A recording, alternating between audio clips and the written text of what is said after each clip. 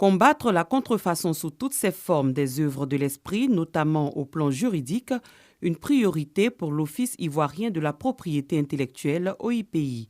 Cette instance a initié récemment une rencontre de formation à l'intention des magistrats, un renforcement de capacité pour leur permettre d'assurer avec plus d'efficacité la protection juridique, voire la préservation de toute activité intellectuelle ou artistique.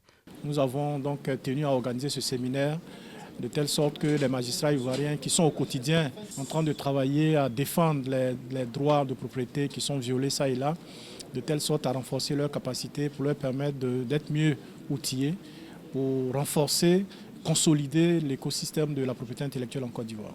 Formateurs et participants entendent mettre à profit ce séminaire pour être en mesure de participer de façon significative au ralentissement et même à l'éradication de la contrefaçon.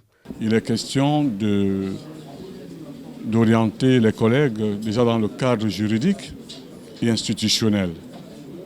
Quelles sont les lois qui sont applicables, aussi bien sur le plan national qu'international, comment les interpréter.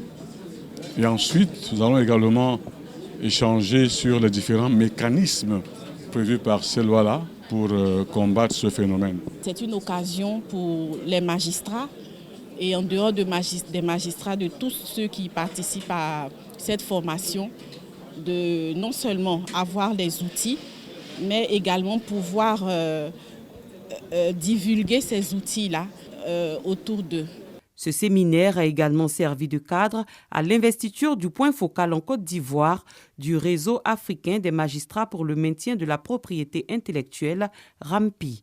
Sa mission est sans équivoque. Promouvoir aussi la formation des magistrats pour qu'ils puissent appliquer les bons textes et surtout gérer et trancher les litiges correctement. Dans ce sens, nous allons mettre un réseau en place pour pouvoir recueillir les décisions, les analyser et voir si les textes sont correctement appliqués. Cette rencontre était coprésidée par le ministère de la Justice et des Droits de l'Homme et celui du Commerce et de l'Industrie, avec la participation de l'ambassade de France en Côte d'Ivoire.